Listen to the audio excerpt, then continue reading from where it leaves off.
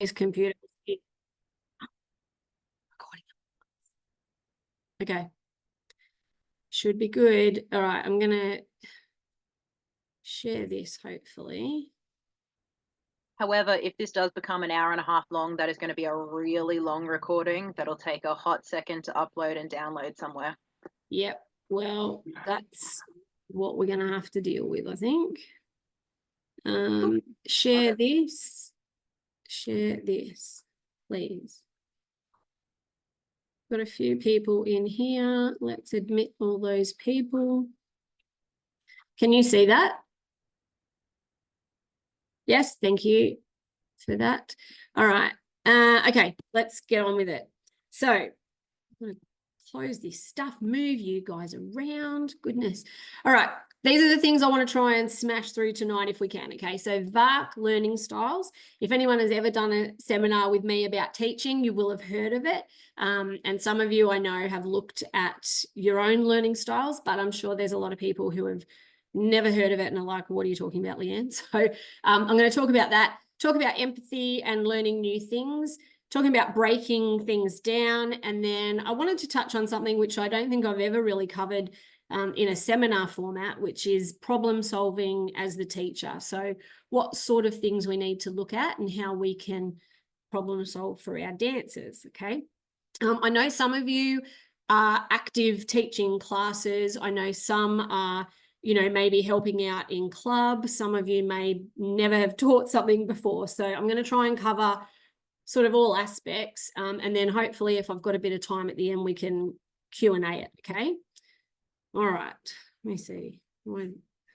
Next one. Okay, this is what VARK stands for, okay? So we've got V is for our visual learners.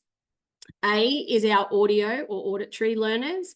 I'm going to go through what each one of these means in a sec for us as clogging instructors. R is our read-write learners.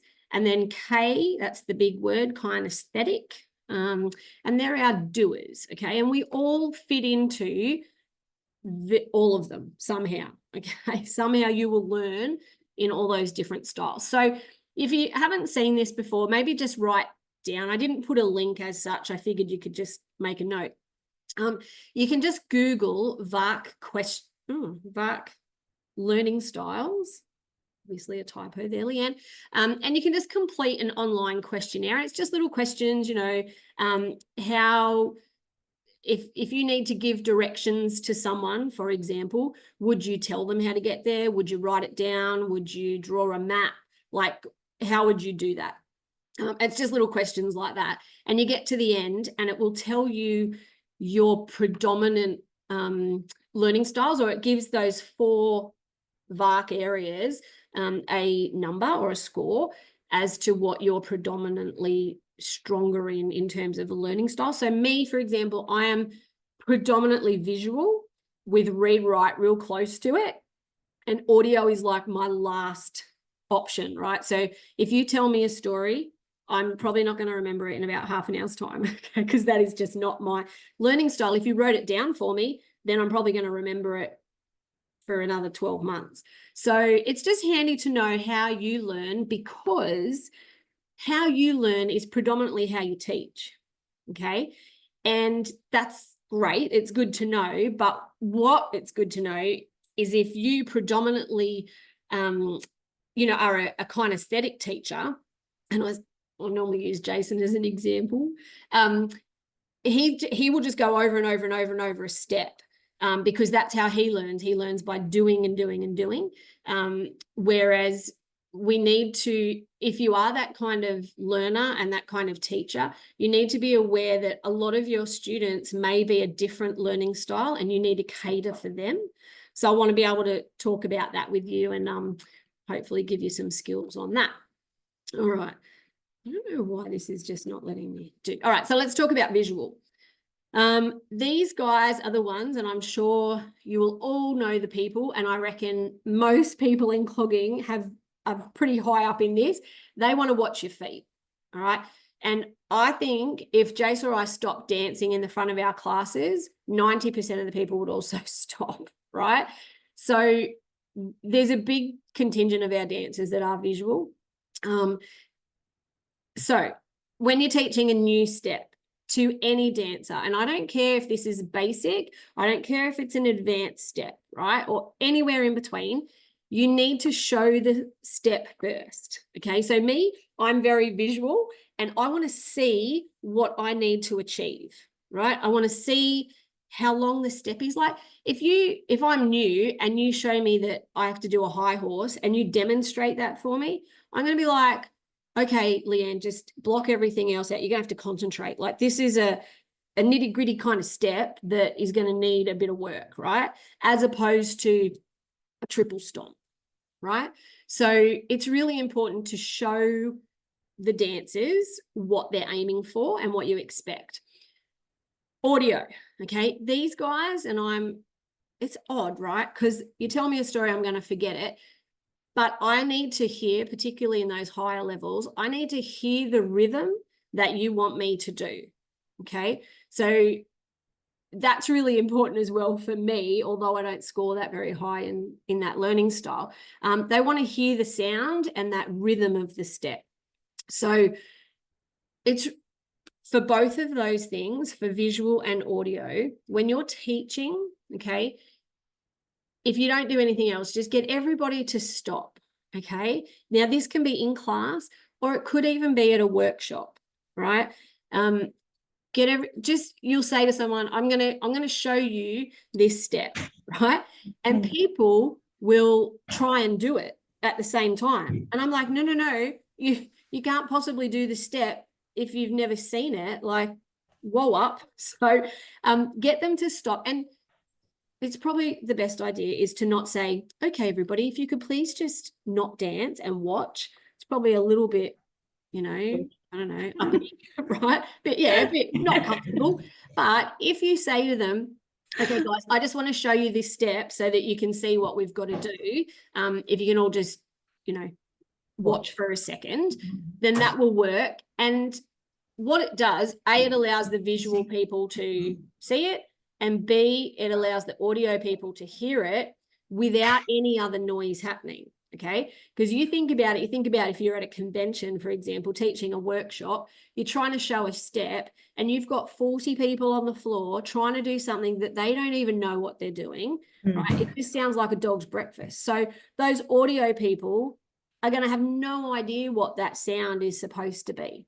All right, so that's probably one of the biggest tips I can give you to be able to cater for both of those people, is for them to be able to see it. And you'll know, even probably more at some lower level stuff, but if you show someone a step, some people will just do it. Like you wouldn't even have to teach it, right? They just do it. Some people can do that with hearing a step. I know, Georgia or Vicky or Sarah, like I can say to any of them, oh, the steps like da-da-da-da-da-da-da-da, right? And we'll just do it because we know the rhythm and you can kind of get it. Whereas Jace over here, there's no point. Like that means absolutely nothing to him. And I've got a dancer on Monday night and I'll say to her, okay, so we've got an 8 count wait before we start. And she'll be like, Leanne, I don't even know how to count 8 counts of music. I've got no idea, right? She comes to look at every week and she gets through it, but that's not her thing. So you have to work out, you have to really tap into the different learning styles and understand that even if you get da-da-da-da-da-da-da, majority of dancers probably don't, okay? So look at that. And also within that audio area, use your count, okay? So you're demonstrating the step, they're hearing the rhythm.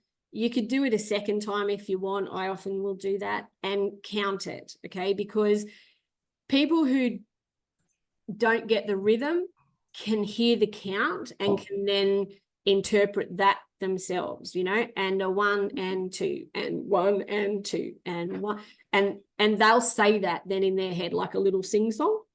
So that's how some audio people will translate that timing.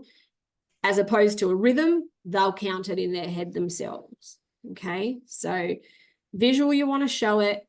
Audio, you want to let them hear it and make sure that everybody else is just a bit quiet so that you're giving them the opportunity to hear it. All right, let's look at the third one, read, write. Now, this is probably the trickiest one when it comes to our activity, right?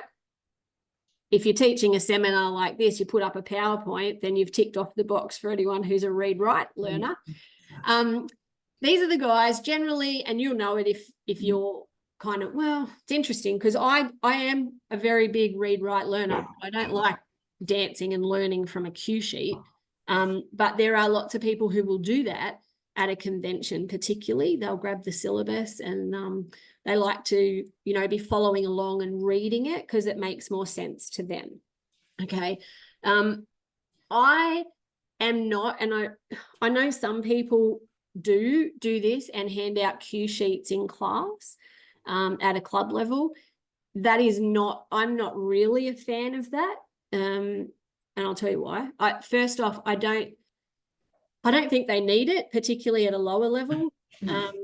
I think what it encourages is people to take that home and learn it, which creates bigger problems, okay?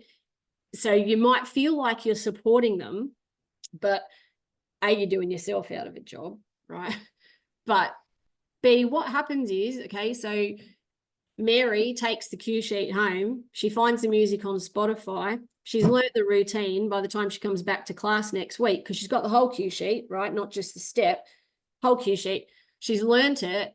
But now you've got 5 or 6 other people who have no idea because they've got to re-go over what you taught last week because they forgot because they've been away or, they've had a really busy, hectic week at work and they haven't had time to think about clogging. So now you've got one person who knows the whole dance because they've taught it to themselves, and you've got 5 or 6 or more who have no idea. So now just by giving that one cue sheet, you've potentially created a gap in your club, okay?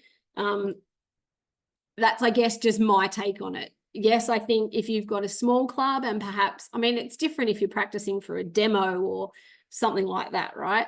But just day in, day out, I just don't, I don't think that just giving out cue sheets to your dancers is a great way to do it.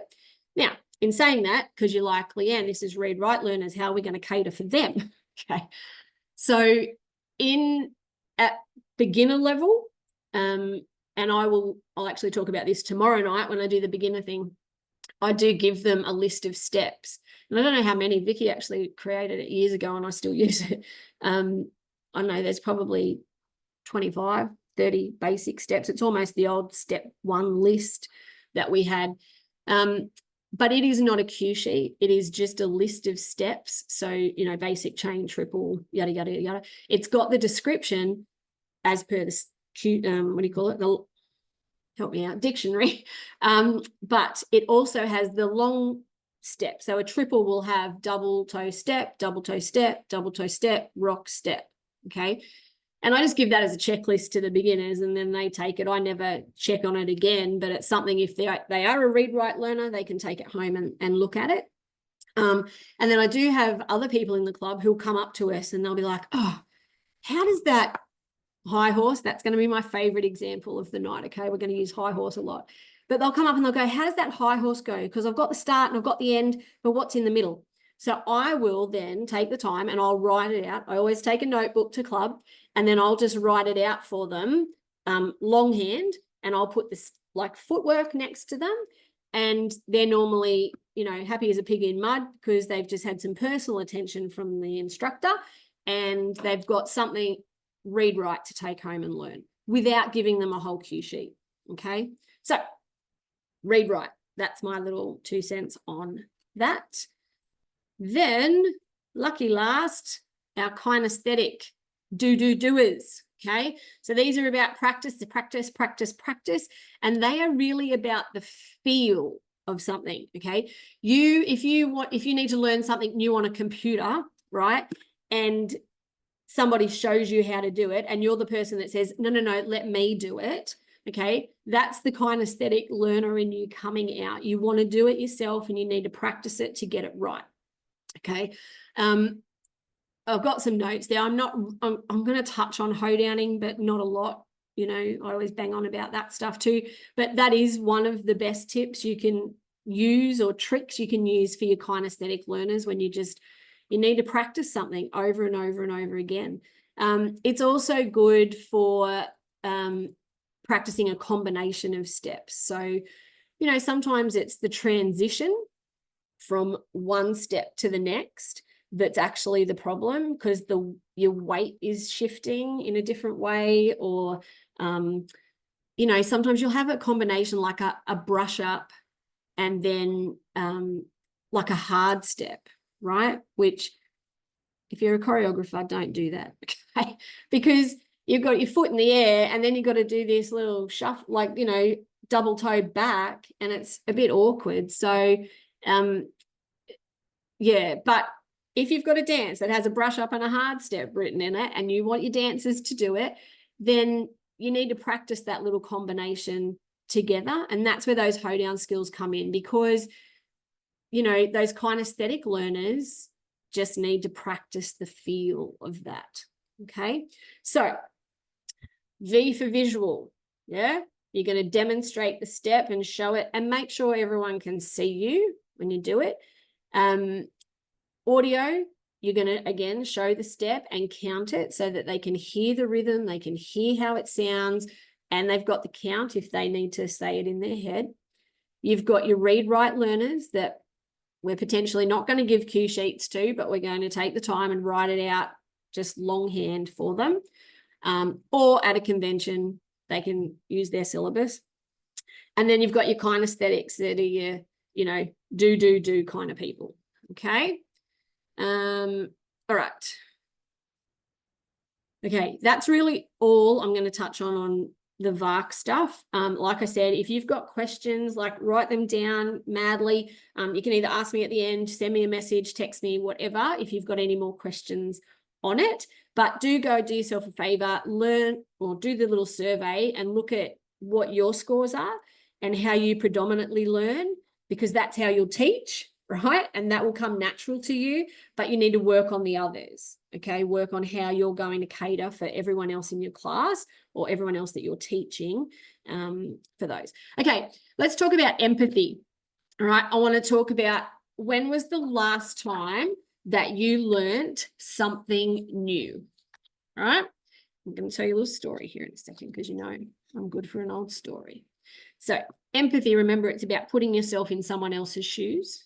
That's what empathy is. Okay. Pilates. Here's my story. Okay. You can read it, but I'll tell you anyway. So when Georgia was up over the Christmas holidays, she's got a friend who's just opened a new reformer Pilates gym, and she's like, Mum, come on, let's go. We'll go and do this. I'm like, radio, let's go. Anyway, luckily Georgia knew what she was doing. I, hand on heart, was nearly in tears at this thing. I was so frustrated. And I think I was frustrated because I'm a teacher and I feel like she should have known better, this girl. But anyway, maybe it was her first time. I'll be nice. However, if she had been the only instructor at the gym, I wouldn't have gone back. Okay. So these are just some of the things. So there was no explanation of how the class was going to happen. Okay. She didn't, I'll jump down. She didn't ask if it was our first lesson or if we'd ever done Pilates before or anything like that. So she didn't know who was who in the zoo. She didn't demonstrate what we had to do. So I don't know if anyone else knows what reform, I'm sure some of you do, and I might be late to the party, but reformer Pilates, I picture it like the old carriage that mechanics use, and slide under the car. Anyway, it's a bit like that. And you've got like pulley weights and stuff, like whatever. Anyway, so she didn't show us any of that. She didn't explain to me how springs were going to work. She didn't really say, you're going to pull these loops and we're going to work on these muscles. So for someone who's visual, and I had no idea, I'm just staring at my like deer in headlights face in the mirror, like it was all fairly overwhelming.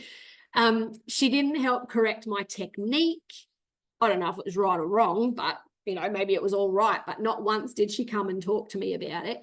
So I felt really out of my depth, right? And it made me think about how dancers feel when they come and learn from us. Now, again, I will talk more about this in the beginner session tomorrow night, because that's when really you're having your people walk in for the very first time. But you might be teaching at a workshop and you have had people, like those people may not have ever seen you before, right? You might teach in your club at home all the time, but this is your first workshop, or you've taught workshops in Victoria, but the Queenslanders haven't seen you, whatever, right? So I think it doesn't really matter. I just think it's a real good experience for us to think about the last time you learned something brand new and how you felt. And if you felt supported, why was that? So what can you take out of that and make sure that your dancers on the floor feel supported? And what doesn't make people feel supported? All right. So anyway, I just thought that was kind of topical, because I do think that the way we make dancers feel as instructors, teachers, whatever word you want to use, is going to determine their success. And that means different things for everybody, but that's our job, right? We have to make them feel successful. So you've got to really think about how to do that. Right. It's my Pilates story over. Let's talk about breaking things down. Okay. Now, some people do this really well, and some people could probably work on it a little bit more. Okay. Because it's, oh, that's a very big thing. I want to talk about, I know it's in this slide here somewhere. I want to talk about things when you're breaking steps down, right? That I will go here. I'm going to the middle little point first, okay? Break steps into smaller pieces. Think about your weight, think about your balance, think about the beats, and think about the rhythm, okay? And what I should have put there is think about what steps they already know, okay? So I just jotted myself down a couple of notes. Let me use my high horse as an example, okay? If I teach a high horse, I will teach that it starts like a Weinster, okay? So I would have taught a Weinster normally before I teach a high horse, but if you haven't, doesn't matter. I would teach the double step, double over, double out, and stop, right? Just get them to that bit. Then I teach it as a ball slide, okay? And I go side, front, back, lift. That's how I would say it. So then I would put them together. Double step, double over, double out, ball, lift, stop. Then I tell them it's just going to finish with a double basic. I don't say it's going to finish double step, rock step, right? It's just a double basic. They already know it. Give them the confidence just to do a double basic, yeah? So then I always will say to them, okay, guys, you only have to remember 3 parts, right? Double over, double out's part 1. Run and lifts, part 2. Double basic, and you're done, okay? That's basically how I would just teach a high horse very simply. However, I have seen other people, and they will teach a high horse double step, double across, double out, ball to the side, ball in front, ball back, slide, double step, rock step, okay? So have a think about which one of those is potentially going to be easier for somebody to retain and try and get from here to their feet in like a nanosecond, okay? So break things down. Another example of an easier step, a Louisiana, okay? I would teach it as 4 double steps, straight up, just 4 double steps. Give them the confidence. I teach a Louisiana in about week 4 or 5, okay? Because I think it's super easy. So they'll do 4 double steps, and then it's 4 steps to the back. Now, if you just get someone who's never done a Louisiana before and you say, you know, your weight's on your right foot, I want you to do 4 steps to the back, turning right, okay? It's not that easy. They're kind of like, well, do I go back? Do I start? Do I just cross over? Like, what, where and how do I do that? So I always teach them to do 2 steps backing up. I said, you've done 4 doubles forward. I want 2 steps back, do a 180 and 2 steps forward. So they're not trying to pivot on some weird foot, or, you know, their weight is not trying to go right when it should be left or whatever. I'm not saying that's where you have to, how you have to teach it. I'm just saying, think about where you can break a step that is going to be easy for the dancers, balance, where their weight is shifting, you know, the beats and the rhythm. So let me talk about that quickly with an example. I was thinking about a buck basic, right? Because I know some people really haven't taught much lower stuff. A lot of people, when they start to teach, will teach higher level stuff because that's just a smaller group and people they're comfortable with, right? But if you do a buck basic, and I apologize if you don't know a buck basic, all right? I'm not going to teach it to you as such. If you do a buck basic and you broke it down, like I would probably do double ball, heel, step. And then I would work on the timing after that. I would just get that footwork happening. But if you did a buck basic, for those of you who know it, if you did double ball, heel, wait, what, and step, right? Like that's a really kind of awkward place to break that step. So yeah, I just wanted to highlight when you're breaking stuff down, if you've got a Samantha, for example, that's not really a very good example because I would teach a Samantha before I taught the others. Let me just think. I'll just do a rocking chair, right? And you're going to do a brush up and a basic. So they know those two steps. Don't teach it as a double step, brush up, double step, rock step. They've been doing basics for probably 2 or 3 weeks before you do a rocking chair. Like, give them the confidence. They know a basic. They only have to learn a brush, you know?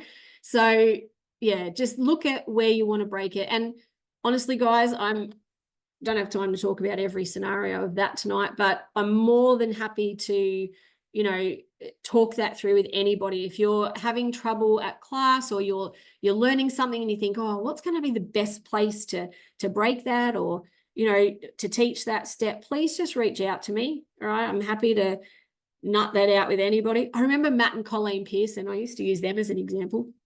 Taught a Samantha at the Gympie convention, like what was that? Our second convention or something. And wherever they broke it at the rock step. So they did double step, drag step, rock step, break it, and then a double basic. And it was fine. People did it, but it felt so foreign to me. It's just not where I would have broken it. So it's good to look at different options and, you know, have different little tools in your toolbox, I like to say, about where you're going to break it and what can work and what can't. Okay. All right. So that's that. Break steps into smaller pieces. I'm going to jump back up to the top one. Use logic. So I try to tell my guys right from the get-go, right from beginner level, but anywhere through, that we're going to use logic. Okay. And if I say to do triple something, you think 3. I don't care whether it means 3 double steps, 3 lorries, 3 whatevers, right? If I say the word triple in this step, you know you've got to do something 3 times because that's just logic, right?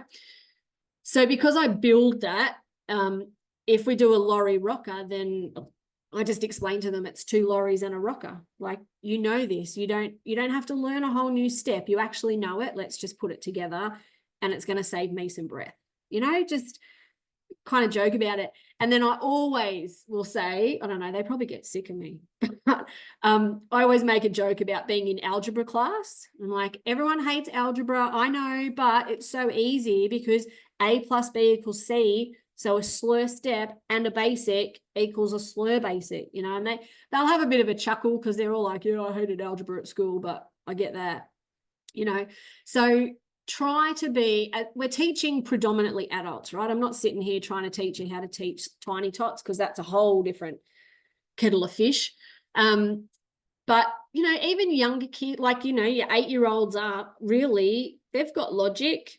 You just got to pull it out and teach them what they need to think about in putting things together. Okay. The other thing you need to think about is your delivery. Okay. So is it too wordy? Now I gave you that example of a high horse before. And when you're teaching things, make sure you don't, if you just keep yabbering on, like I am now, if you just keep yabbering on, people who are not auditory like me will switch off, right? So that's where breaking down those steps allows you, high horse, for example, double step, double over, double out. Gives everyone just a brain break just for a second and a half, right? Run, run, run, lift. Pause it. Don't be like a wine star, run and lift, double basic. Don't just spit it all out because they're confused, okay? So, yeah, just make sure you think about that delivery when you're breaking down your steps, okay? Just, you might break it down really well and then you just waffle on with all the little intricate bits of the step and then it becomes a bit tricky, okay? So breaking down steps, think about your balance, think about the beats and the rhythm, think about where people's weight is going. We'll talk about that in a little bit too. Use your logic and think about your delivery, okay, when breaking stuff down. And this, like I said to you, it doesn't matter whether it's in class or whether you're in a 45 or 40-minute workshop session, okay? You want to try and get most of those people through a dance. And if you can look at your, break down your dance before you teach it, know it really well, know what each step contains, like what are the smaller components that make up that biggest step, then you'll actually have more success at getting the majority of dancers through. Okay, so try and find those common steps that they're already going to know and use that to your advantage. All right, hoedowning. You all know it's my favorite thing. I wanted to, don't use this at a workshop.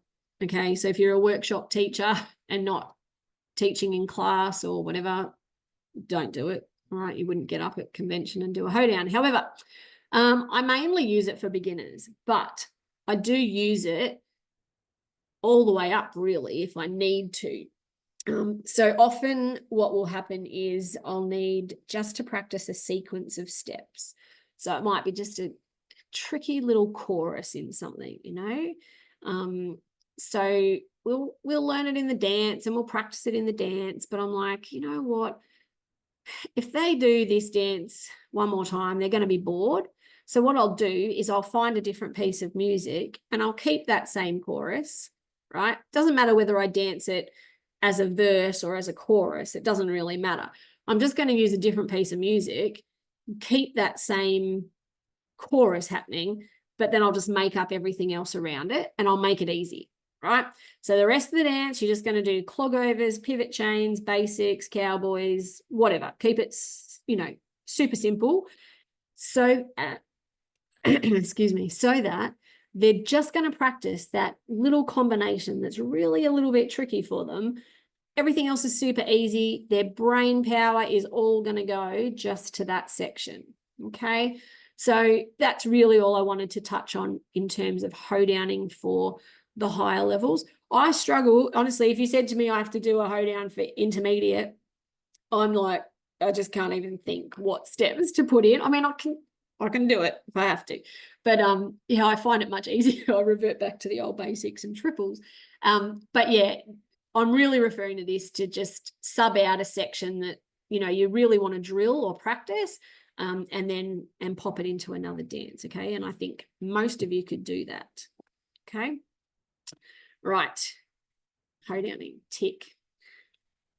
How's everyone going? You all right? Hopefully I'm not just yabbering too much. I'm good. I'm a little bit ahead of what I thought I'd be at. Let's talk problem solving. So I was thinking about this the other day because, I thought there might be some people here who have done a couple of my teaching things, and I thought, what have I not really touched on? And I think this is probably one of them.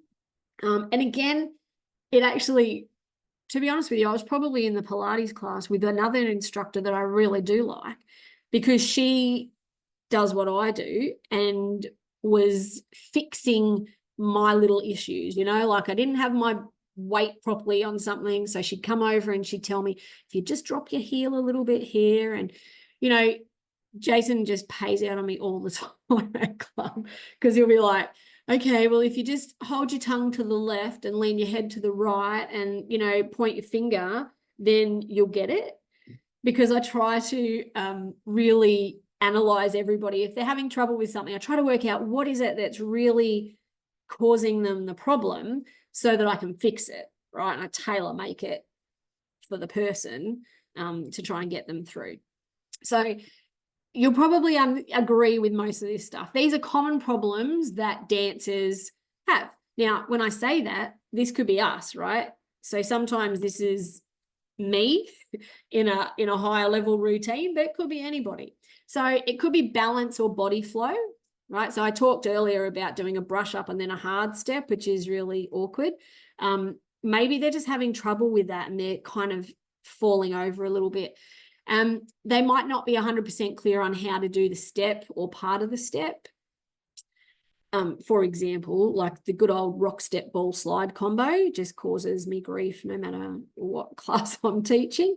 It's just hard, right? Just combinations like that are just hard for people to get. It's like the old, pat your head, rub your tummy stuff.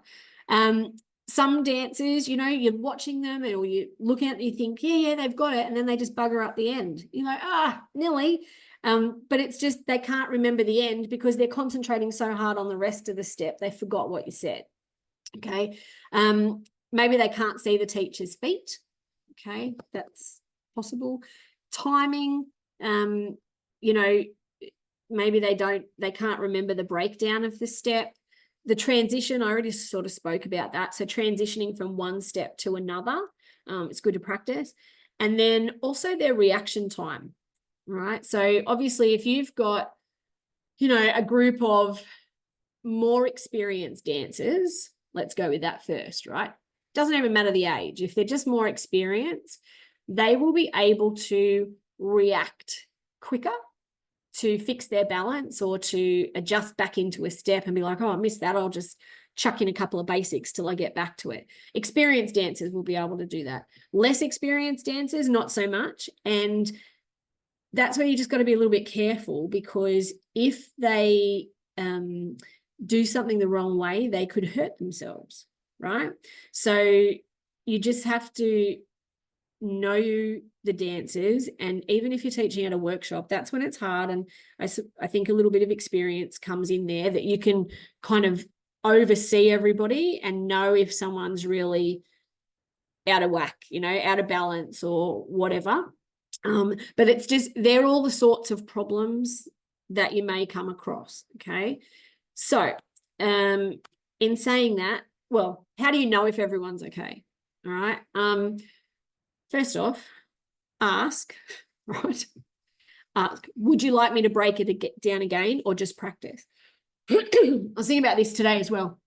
Sometimes, and I'm guilty of it, right?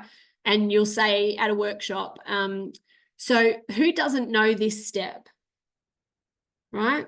You're going to teach an MJ. Who does not know an MJ, right? Like I said, I'm guilty. I know I have done it. That's kind of a negative context for people to respond to. All right. They're like, oh, I don't know that step. If you say, excuse me, if you say to people, who would like me to go through an MJ, you'll probably have more people put their hand up, right? Because it's not kind of a, I don't know it, as opposed to, yeah, can you just go through that again? They might never have seen it before, but if they go, I'll just do it one more time, it just kind of helps, again, their confidence level, particularly at a workshop. If you're in club, even at a workshop, use that peripheral vision. You can often see a fair way back. You don't have to turn your head too far. They think that you're just looking at the corner, okay? But you're just keeping an eye on the people back here. Obviously, you can't see further back. But you can normally tell if someone's out of whack because their body is not going the same way as everyone else, or they're bouncing at a different, like their head is not bobbing at the same time as everybody else. You don't have to watch their feet to know that they're not right, okay? You can just see it. I've got, say to my guys on a Monday night, they've got to be careful because I set up the equipment and I've got a mirror, like not a mirror, a window right in front of me, and the windows are painted shut, it doesn't open. But when it's night, it just acts like a mirror. So it's really good. I can see what everyone's doing, but they know that they've got a bit of a free pass in summer because it's lighter for longer. So you can't see them, see them as early. Anyway, use that. Have a spy at the back of the room. That's always handy, particularly at a workshop, all right, or with a bigger crowd. I know Vicky and Jason and I will often do that for each other, and you'll be down the back of the hall, and your job really, if you're at the back of the hall, is just to keep a general eye on it. And if you can see there's people really not getting it, you're the person that, like, I would do it to Jace or Vicky. I'll be like, can you just do that one more time for me? I just missed a bit, right? It's not for me. I've got it. I know what I'm doing. But those 5 other people who are not confident enough to go, who do you want one more time? I've just helped them out. And there's been no, nothing from the stage, if you like, to indicate that we know that you can't get it. Yeah. So use a spy at the back. That's really handy. Watch the dancers. Now, I know Tony actually asked me about this. Thank you, Tony, for sending me a question. I appreciate that. So we talked about watching the dancers, whether you face them as you're teaching something or facing them as they're doing something. You absolutely can do that. And sometimes if I'm queuing at a convention, I will turn around just a little bit just to interact with the crowd. That's probably a little bit different to when you're teaching. So I wanted to just put a couple of thoughts. I did think about it. I think there's good and bad. Okay. I think that the good thing is when you are watching the dancers, you can identify pretty quickly without just that peripheral vision of, is their head bobbing at the right time? You can pretty quickly see that, oh, okay, the whole floor is really struggling with the middle part of that step, or Mandy over here is just forgetting the end of it, or Jessica over here, she's just got her weight going the wrong way. Like, I need to really get her to plant her foot on the, and put all her weight through her left foot, right? That's the advantage of being able to watch people.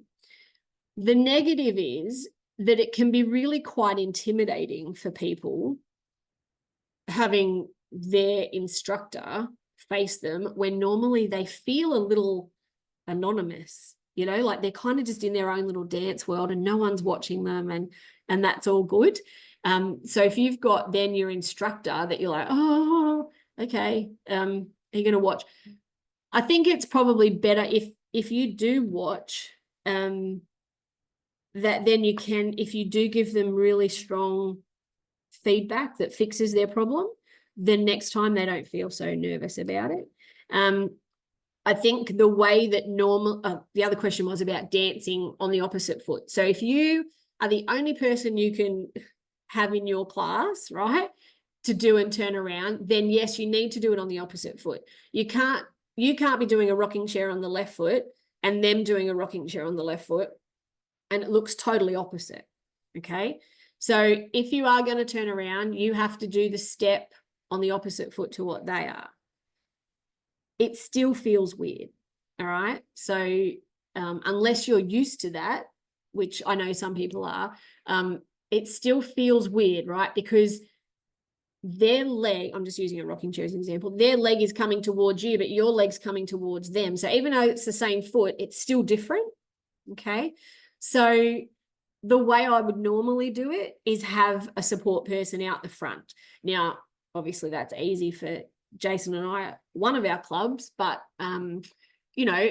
if you're on your own, if you're instructing on your own and you want to watch what people are doing, you get someone out the front who knows what they're doing. They still have their back to everybody. Everybody who's learning it feels normal because they're just, remember all our visual learners that we talked about? They're all just focused on those feet and they're not focused on you eyeballing them, right? So I think that's my preferred go-to of that, is that I would have somebody out the front. Okay, hey, Jess, can you just come down the front? I just want you to do this step, and they'll watch you and I'll watch them, and you can make it lighthearted and be like, Jess, don't you mess it up, whatever.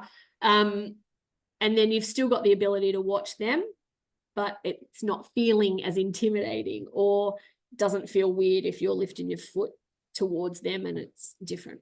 So that's just some ways that you can know if everybody is okay. Definitely ask, watch, okay? Have a spy at the back of the room if you're, it doesn't matter, you can have that at club depending on how many people you've got. It's harder to hide a spy if you've only got 5 people, right? So you just, make it up as you go along. But yeah, it's handy to have somebody on your team that can help you know if everyone's okay. All right. And don't say, like, if you are the spy, don't stand down the back of the room and go, no, can you do it one more time? Because we've got 4 people, they just haven't got it. Right? Like, be a little bit more discreet and just, can I just do it one more time? I was talking to Vicky and I missed it, you know? So yeah, think about that. So let's talk about tips to solve some of those problems. I wrote down some extras that I didn't put on here because I thought about them after. So break the step down again. Okay, if you've got people who are just not getting it, okay, don't be afraid. Don't think all the other people are going to, not come back because you've just gone back over that step. All right, just roll back, go, you know what, guys, let's just go right back to the beginning. We're going to break it right down, because particularly those kinesthetic people that we're talking about, they might just need it again. They might just need to slow it down and then put it together and rebuild it, and then they'll be fine, okay? Demonstrate that step again if that needs to happen, for people to hear the timing or see the bits they're missing. And I've had that numerous times, someone will be like, I just don't know what I'm doing wrong. Can you just show me again? And as soon as you show them, they're like, I was just missing the rock step in the middle. No probs, got it, and they're good to go. You don't even have to reteach the step. You're just demonstrating it and they can self-fix. Okay. Cueing earlier. I like to bang on about that a bit too, right? If it's a new sequence or a new dance that, they're trying to learn, and if your cueing is late or right on when they need it, you're not helping them. Okay. So when you're teaching something particularly, you need to cue a little bit earlier than what you think you need to, because if it's just a normal dance, right? Let's go. Normal dance, I'm cueing for you guys. I have to get it out my mouth into the microphone. It's got to go through the ether somehow into your ear, process it down to your feet, right? Now, if it's a dance you're familiar with, that's okay, right? Even if I'm just not late, don't ever be late. I don't like it. But if you're just on time, dancers who know that dance can get by. But if you're learning something new and I'm cueing to you late, okay, that's never going to be successful. So make sure that you're cueing just that fraction earlier, even earlier than what you normally would, because they're learning and they have to not just get it from here to there. They actually have to really think about it and then get the balance right and execute the step, okay? Give them a story. So if they're having a little bit of trouble, or you can preempt it. I do with this little outhouse story all the time. When I'm teaching an outhouse, I always say, okay, so logic, right, which I talked about, outhouse starts out, okay? It's going to be that way for you guys, that way for me. An outhouse starts touching out. And then I tell them, I go, this is how you remember it, because you think about you have to go to the outhouse. And if you do an outhouse action, that's what happens when you're really busting, right? So I tell them just silly little stories. I'll just try and come up with something that will help them remember it. So again, that silly little outhouse story probably is tracking to our visual people who are visualizing what it's like when you're standing there crossing your legs because you've got to go to the loo. So think about little stories like that you might be able to give them. I feel like there's a point and I can't see it because it's under all you pretty people. Be clear. It's under all my little. Oh, be clear. Thank you. My little, see, it's always good to have a support person on the side, right? Be clear about where their weight needs to be. So I will often talk to them about, anybody who I'm teaching, about accentuating their lean if they have to, right? So let's say an unclog, for example, right? Left foot, and I'll talk about this in a minute. I'll give you the example now. If I teach an unclog to them, I'm like, okay, left foot, brush up, right foot, brush up. But when I tell them, it's a stamp and then a stomp, I say, I want you to really push your foot into the ground. I don't just say, oh, a stomp is flat-footed and it's heavy, right?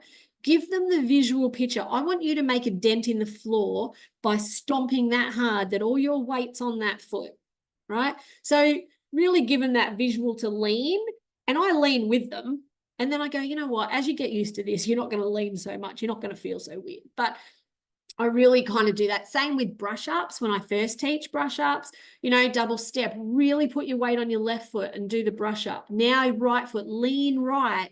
So get their balance right, and they'll find that it's a lot easier.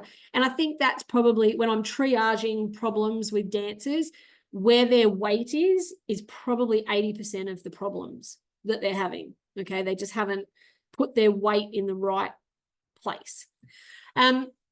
Give people an alternative, but a similar action until they build their confidence. Okay. So I'm just pulling up basic steps, but like with a rocking chair, for example, if they're just not getting the brush up, like they can't double step, brush through and lift and drop that heel, just tell them to do a kick, double step, kick, double step, rock step, like do the basic, because eventually that's going to come real easy for them.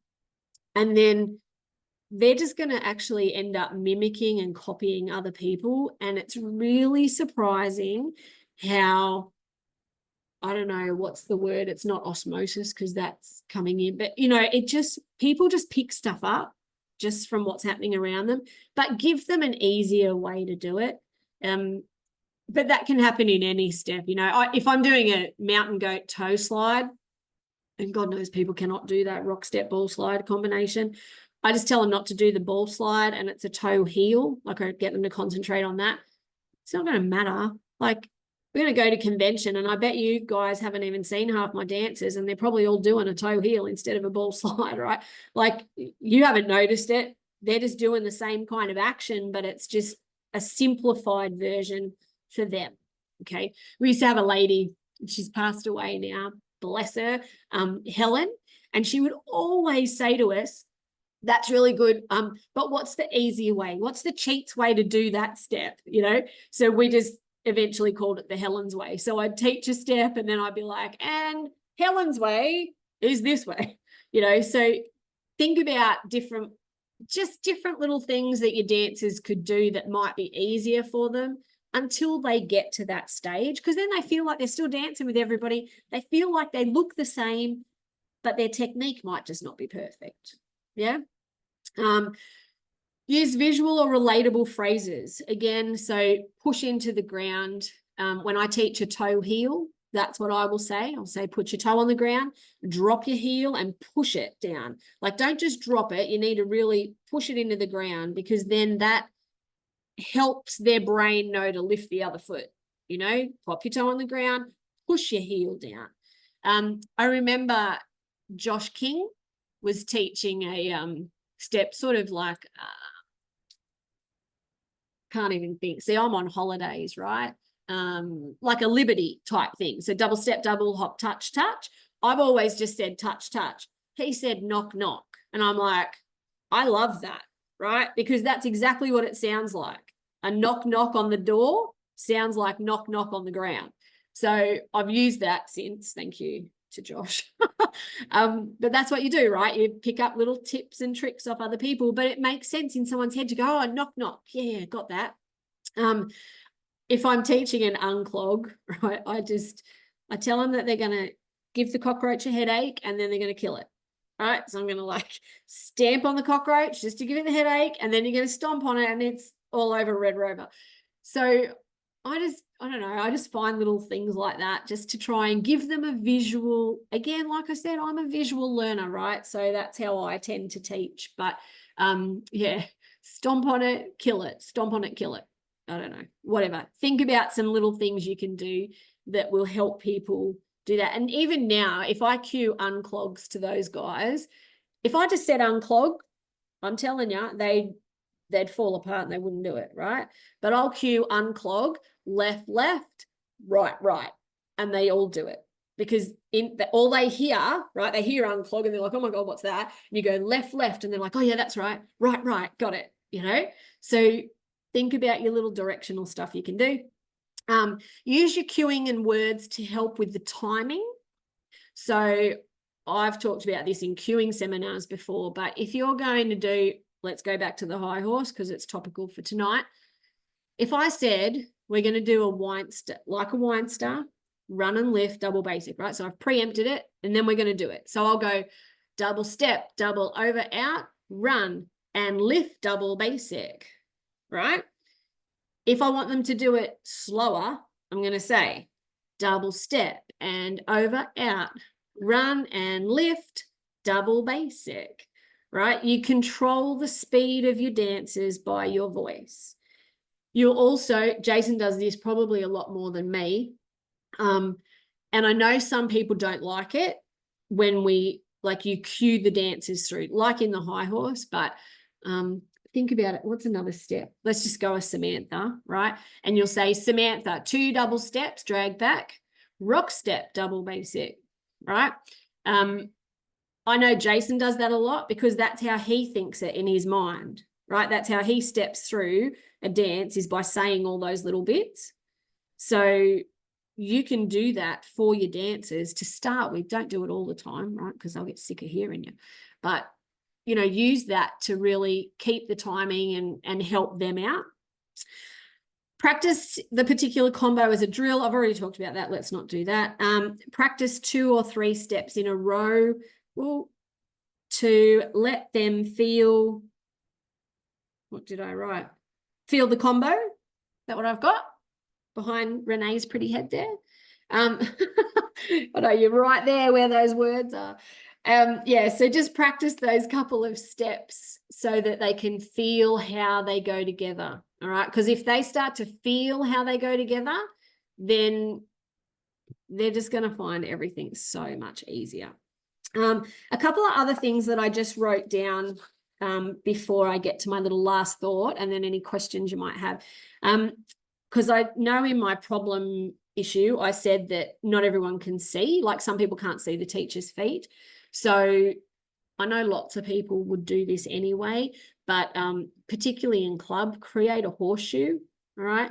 And it doesn't matter how experienced, it doesn't matter if you're teaching intermediate plus, basic, it just doesn't matter what the level is. The theory is the same, right? They can't see your feet.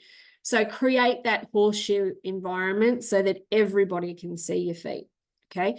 And can I say, let me add this. We've got 2 dancers in our club. I'm going to be very honest, they're very bad, okay? They have no timing, they have no body flow. They're at our club, thank you. They're not just mine. And the problem is, right, they're larger people and they get right in the middle. And I might be teaching beginners and they'll be right in the middle at the front. And I'm like, man, these beginners can't even see round you to see my feet to know what they've got to do. So that can happen, right? Don't feel bad about asking people to move to the side.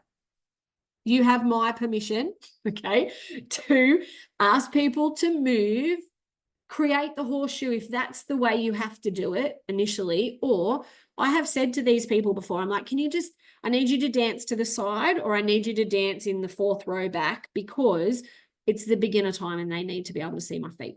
And they're fine. Like, they don't get offended. They're just oblivious to the fact that, people are trying to see around them and their timing is really not helping. Okay. So don't be afraid to do things like that. Make sure everyone can see your feet, because that's how you're going to get them through. I wanted to talk about breaking things up, but in reverse, right? So you can sometimes add things in. So the example I wrote down was, sometimes you'll have a dance and it'll have two Joeys in a row, okay? Now, if your dancers are new to a Joey, or that's the dance they're learning Joeys in, all right, 2 in a row is real hard, okay? Because they're not sure initially where they finish, even though I tell them to finish with a big step at the end, have your right foot ready to go, just to do a double and run the other way, like their body weight just is not where it needs to be.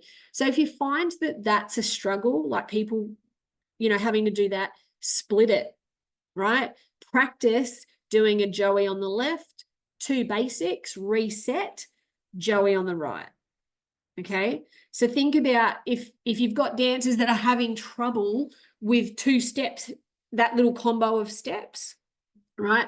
Chucking in a couple of basics or something first until they really get confident with those individual steps, and then go, okay, now we've got to put it together, and it just helps them morph into it rather than be stressed out going, oh my God, I just can't get it. Okay. So I just wanted to say, sometimes you'll get a Samantha and you pull it apart and you teach those 2 bits to put together, but sometimes you need to kind of put a break in the middle. I don't know if that makes sense, but anyway. And then I spoke about body weight, lean left or right, but I already talked about that. So go me. Right. Last thought. Okay. And I have said this before. Not everyone cares if they're technically correct. Okay. And I did have to learn this from my dear husband, because I'm quite a technical teacher, right? I like to problem solve. I like to, put your tongue to the left, lean your head to the right, and you're going to get it. I like that. But I had to learn many, many years ago, and Jason was the person that taught me this, that not everybody is there to be technically correct. Okay. Some people just want to go dancing to feel included. Some people just want to feel like they've achieved something new, like me going to Pilates. I'm like, got it now. But it could be as simple as just dancing. One of our newer dancers from this year, she's like state netball player, trained New South Wales under 21 teams, all the rest of it, right? So she's sporty and coordinated. But she said, I am just so excited that I'm dancing. She said, I've never danced in my life, like nothing. She said, and I am so excited that I get to go home to my daughter and be like, I went dancing, So it doesn't matter whether she's getting her brush up right. Like, she's just there because she wants to dance, okay? Or you might even achieving something new. I put getting that brush up. Oh, mate, I tell this story too all the time. I could not get a brush up when I first started clogging. I remember, I don't know if Vicky remembers, I remember standing next to Vicky for like 20 minutes saying, you need to do it again. I can't do it. I can't. I was 12, right? I'm like, I cannot get this brush up. The balance is all off. Anyway, she was very kind. Eventually I got it. And I am proud to say that I can do a brush up these days. But, it's just, that's maybe what they're there for. Maybe they don't do their double toes perfectly, whatever. Maybe they just want to feel part of a larger group. Okay. So when you're teaching they don't have to get it perfectly. You want them to feel like they've successful, right? And success for everybody is slightly different.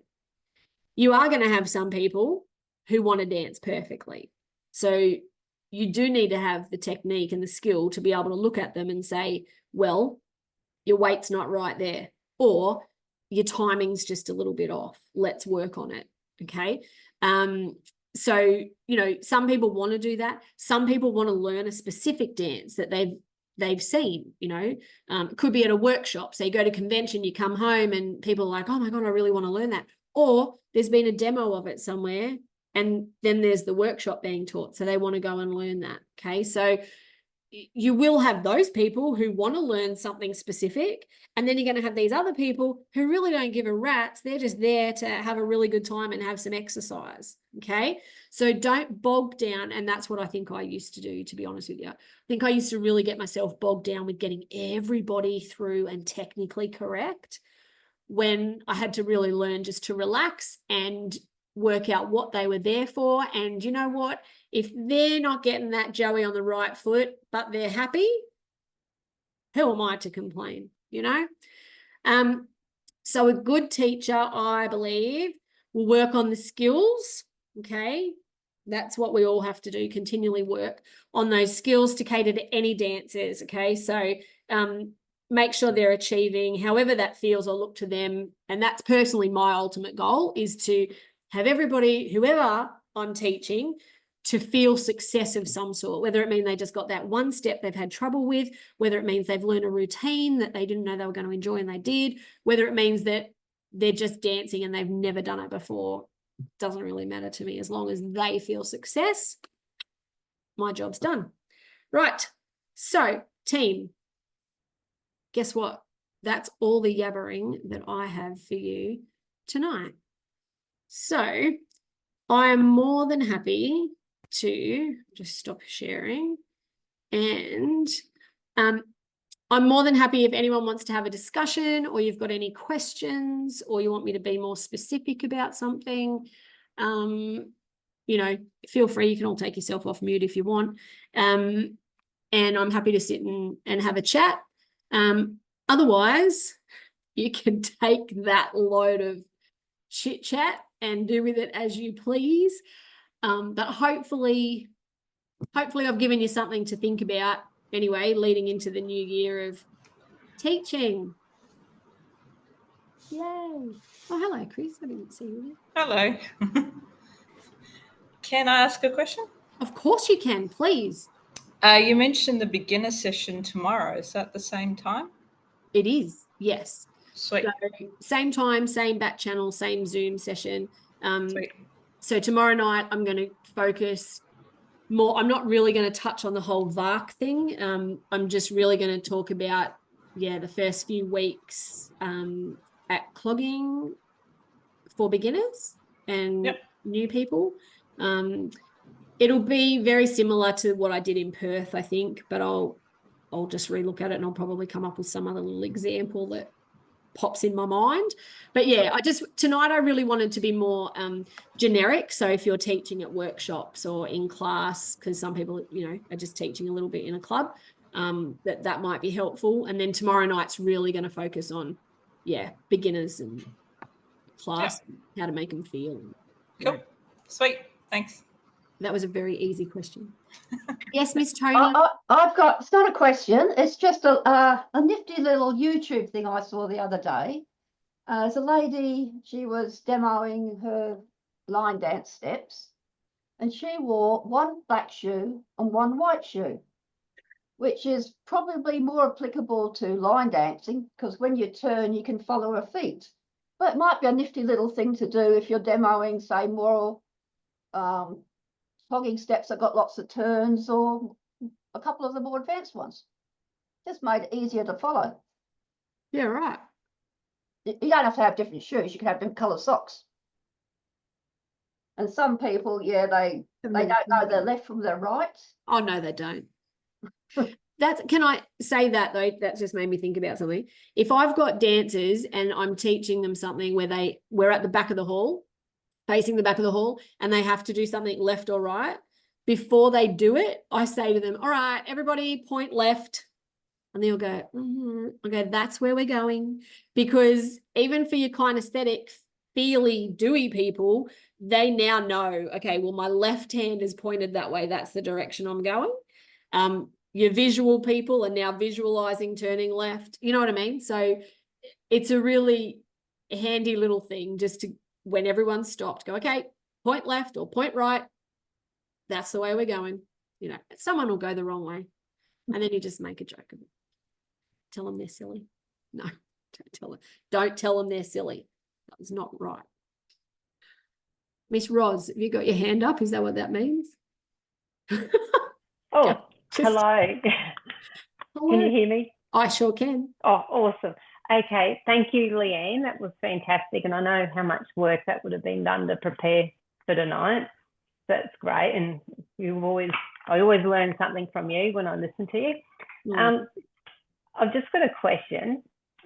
I know you're doing your beginners thing tomorrow night, but when you're doing a normal class, you know, when you might have done your beginners, then you're going on to your normal class where you'll be doing a, you know, easy, intermediate, whatever. Do you let them know distinctively, I'm doing this time is for easy, intermediate, this time's intermediate?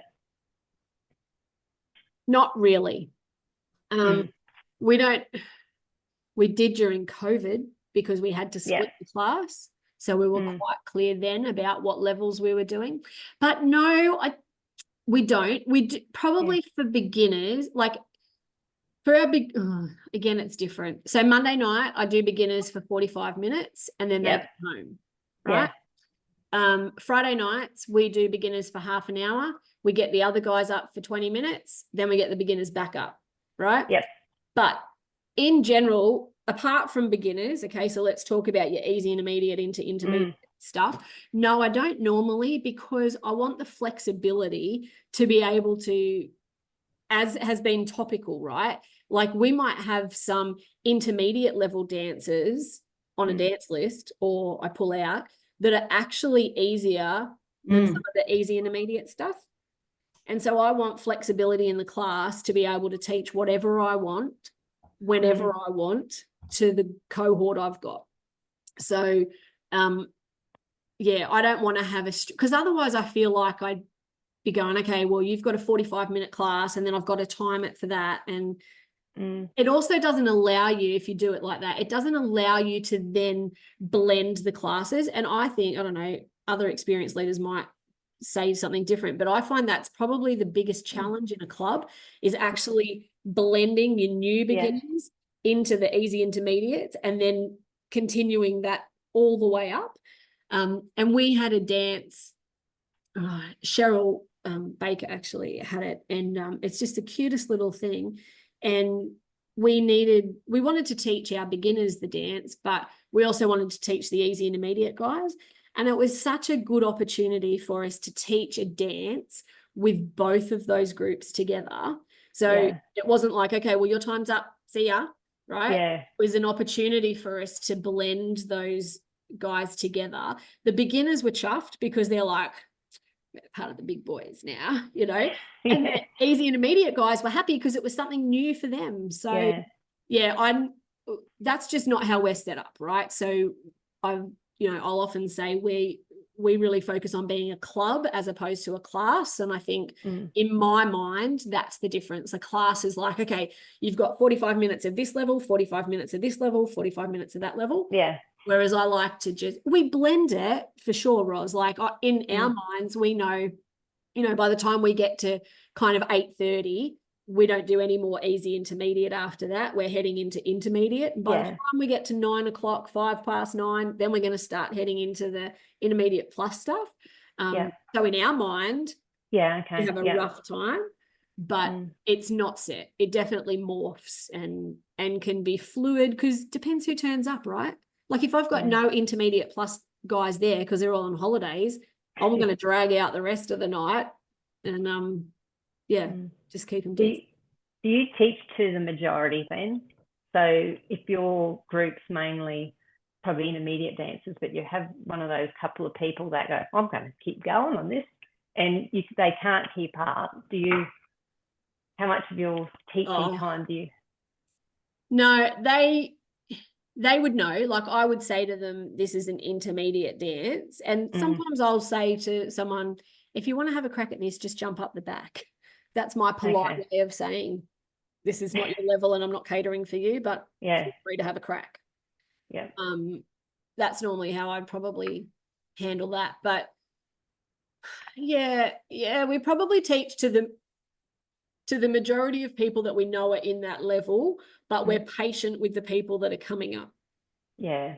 And sometimes I would say that to people, you know, like we'd have a couple of our dancers have just sort of started staying later and later and later and doing really well.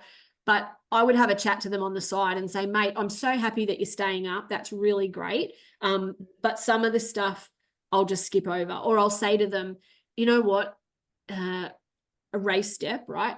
I'm not going to teach you this tonight, but if you just do a high horse, that'll fill in that spot. So when I say race step, you do high horse and you'll be on the right foot. So you kind of use tips like tricks like that to blend them then. Yeah. I like the word blending. Thank you. Well, that's how I really see it. Like I see it's a real yeah. And then you don't have to stop and start again, you know, you're not like, that's it. Now I've got to just go intermediate. Gives you more flex. Anyway, that's how we Thank you. Jumping off of that, so our kind of beginners group that we did last year, we gave them all little congratulations, you've completed beginners, and they're doing really well. Some of them, particularly a couple of the older ladies, seem to be happy dancing at that kind of, they can do 25 steps and they're really happy there and they're getting up and they're enjoying it. But a lot of the others kind of want to learn more and move more through it. What do you think is the best course of action from here? Do I extend the night and say, okay, everybody that wants to actually keep learning, hang out afterwards, or do I do the harder stuff first and then the base?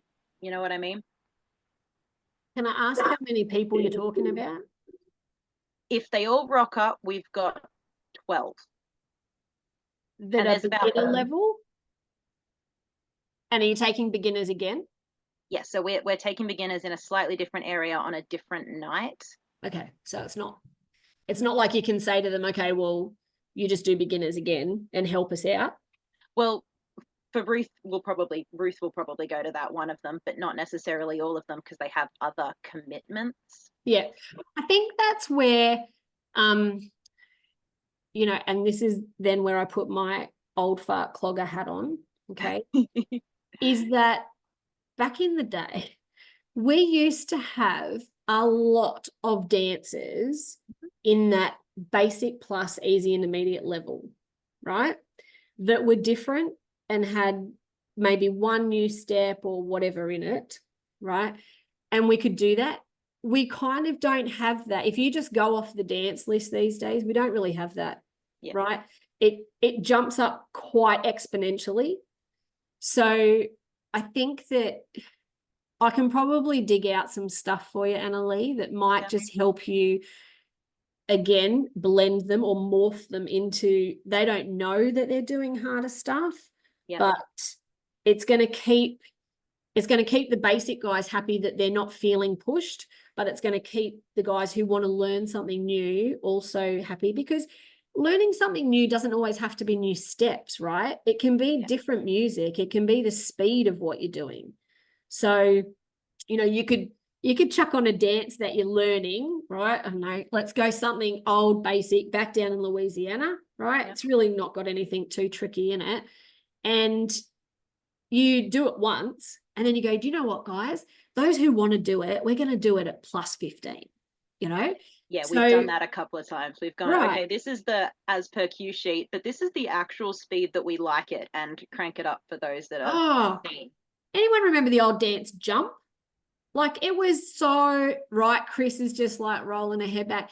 Mate, the fastest we could do that was about, I don't know, like if the old record, anyway, the old record was like 45 and we'd crank it to 55. Like, it was just as fast as we could go, because that's what got us going. You know, it didn't have to be hard. It just needed to be fast. So, you know, you can do that. That's a way that you can definitely keep people's interest without having to push them up a level. Just, it's like going sideways, right? Sideways and faster doesn't have to be harder. So, and it can allow you to then gently move them, you know? Yeah. So, yeah. But I'm happy to see if I can have a look at some stuff and share it.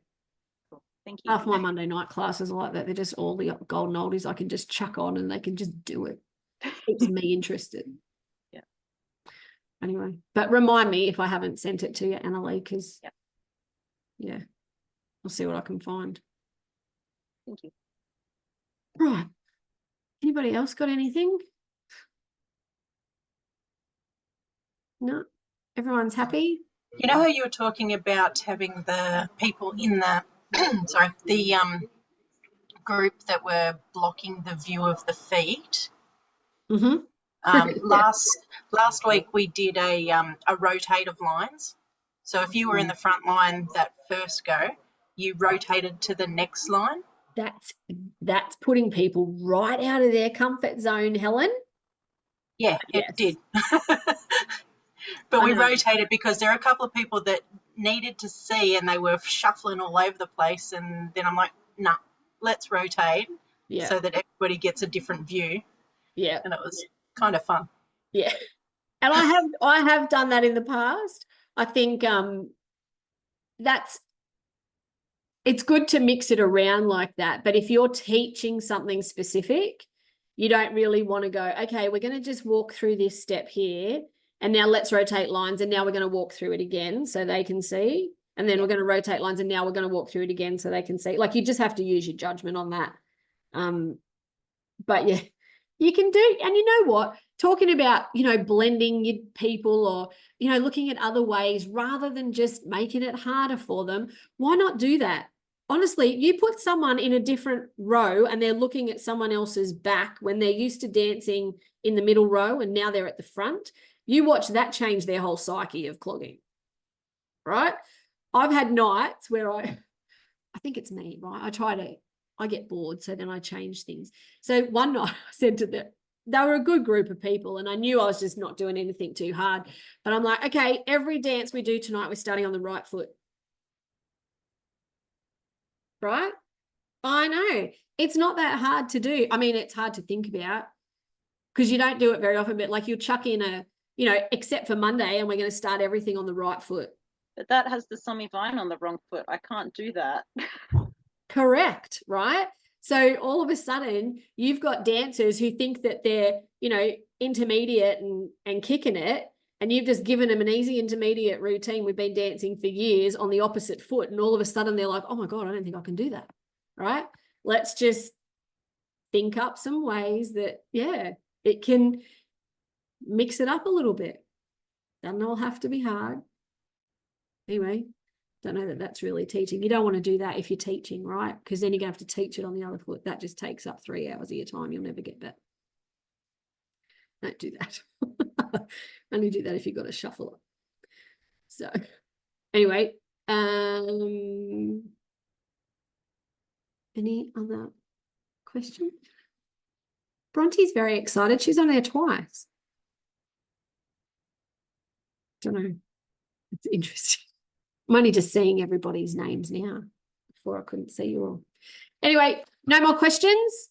If you have any questions, like I said, if you're running club and you're like, how am I going to do this? Or this is not working. How would I explain it? Whatever, just reach out. Okay. Facebook, text, ring me. It doesn't matter. I'm happy to talk through anything. All right. And if you want to join me tomorrow night, then we'll talk about, it's really just going to be beginner tomorrow night and how I do things and keeping it real simple for them too. Okay. So, all right. Well, nice to see you all. Good luck with your teaching this year. And I'll see you soon. All right. Thanks. No worries. See ya. See ya. Thank you. Bye.